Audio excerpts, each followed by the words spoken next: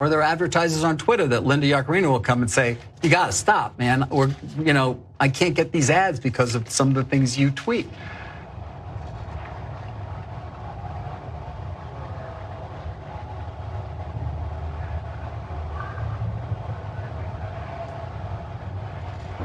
I'm reminded of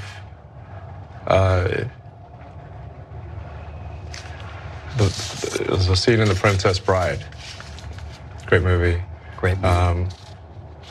Where he confronts the person who killed his father. And he says,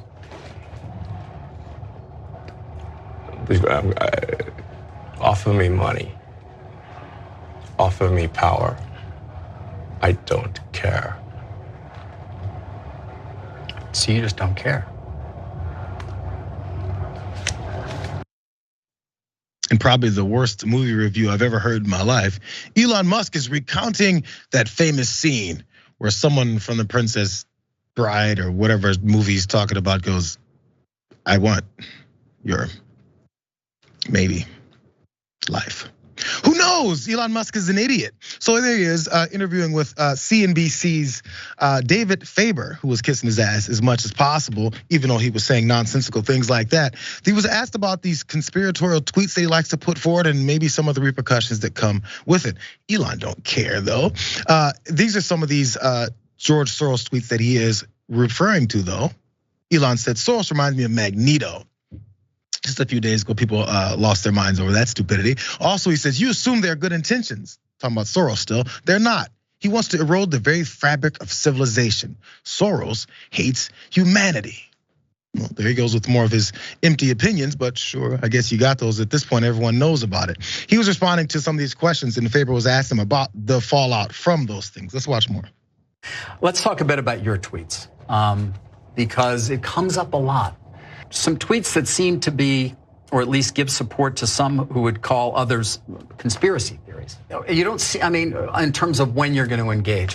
For example, even today, Elon, you tweeted this thing about George Soros. You basically. I said it reminds me of Magneto, which is like, calm down, people. This is not like made a federal case out of it. You also, you said he wants to erode the very fabric of civilization, and Soros hates humanity. Like when you do something like that, do you? Yeah, I think that's true. That's my opinion. Okay, but why share it? Why share it? Especially, why share it when people who buy Teslas may not agree with you, advertisers on Twitter may not agree with you. People today saying he's an anti-Semite. I don't think you are. No, I'm definitely. I'm like a pro-Semite, if anything. He's so funny. Some people say you're an anti-Semite. I'm not saying that. I'm not saying that. I think you're totally awesome. Just saying. So he's a pro-Semite apparently, but even though he's still pushing the same anti-Semitic tropes that the rest of anti-Semites actually push around. But that's just his opinion. Maybe your opinion should be based somewhat in some form of a thought process. Why is that your opinion? What is it about George Soros that you've actually known and seen that causes you to believe this? That he's looking to tear apart humanity because he's some evil, super evil guy. Still though, he had more to say. It wasn't just about George Soros because Elon Musk likes to tweet about, again, that neo-Nazi shooter there in Allen, Texas, who killed a bunch of folks, including children. He said this because he thinks it's a psyop. He responded to the redhead libertarian who was talking about how this is a psyop. And Elon says, didn't the story come from Bellingcat, which literally specializes in psychological operations? I don't want to hurt their feelings, but this is either the weirdest story ever or a very bad psyop, or it's just a really bad tweet. He also doubled down on this conspiracy with everything going on with that tweet as well. Yeah, he's still talking. But when you link to somebody who's talking about the guy who killed children in a mall in Allen, Texas, and you say something like it might be a bad psyop. I'm not quite sure what you meant, but. Oh, in that particular case, there was somehow that's not that the obviously people were killed, but it was, I think, incorrectly ascribed to be a white supremacist action, and the evidence for that was some obscure Russian website that no one's ever heard of that had no followers.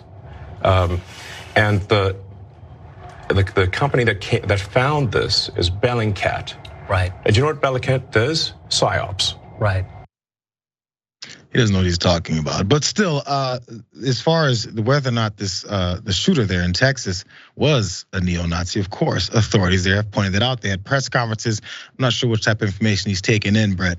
But anything that's out there, if it doesn't support his approach to this whole thing, it's apparently not a part of his opinion that he's all about pushing. As an expert on stupid stuff on the internet and The Princess Bride. Oh yeah. We say with great confidence that when Indigo Montoya confronts Count Ruger about that specific interchange or whatever it is, the discussion that they have, he goes, offer me money. And he's like, all that I have and more.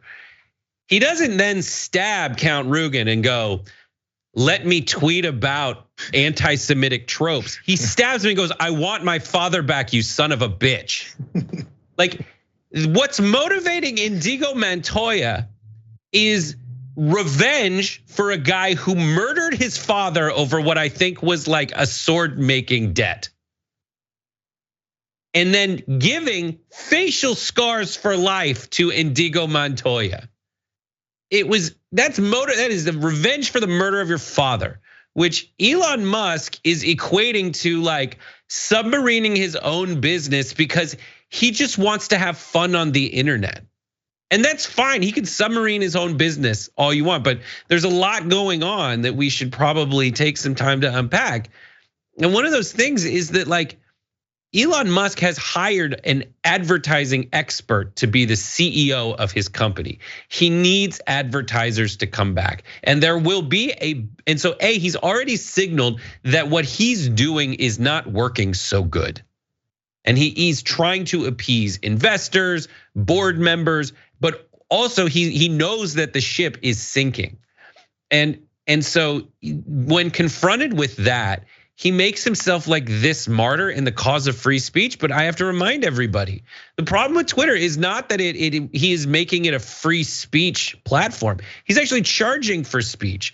He's doing what he is good at, and that is not being smart, and that's not being an engineer, and that's not even being a good businessman. It is just always, like Trump, being a good marketer and convincing people that he's awesome. And he's convinced a lot of people that he's awesome. And the only people who believe that are like these weird crypto bros and right-wing psychopaths. And he's catering to them as their leader so that he can make $8 a month off of them, period, full stop, end of sentence. Now, he's never run a company like this before. He doesn't even do advertising for Tesla. Like he never advertises. And so this is a foreign concept to him, and he's gonna have to come to terms with the poison he's injected into this business. And one of those sides is gonna win. Either one of three things is gonna happen. Either the advertisers are gonna win and they're gonna vanillaize the whole thing, which happens to all kinds of platforms at different times. Two, the CEO is gonna be kind of escorted out because there's no following him in this fierce vein of like, he's made such a toxic work environment that there's no way she can succeed in it. Or the company's just gonna go out of business. Those are the three things that are gonna happen. And no faux sanctimonious stridency from Elon Musk is gonna change the actual things that are happening in reality, despite how many long pauses he takes to seem interesting, so that people who think he's a brilliant genius are like, this guy's coming up with something awesome, even though all of us are looking to be like, this guy's just a moron.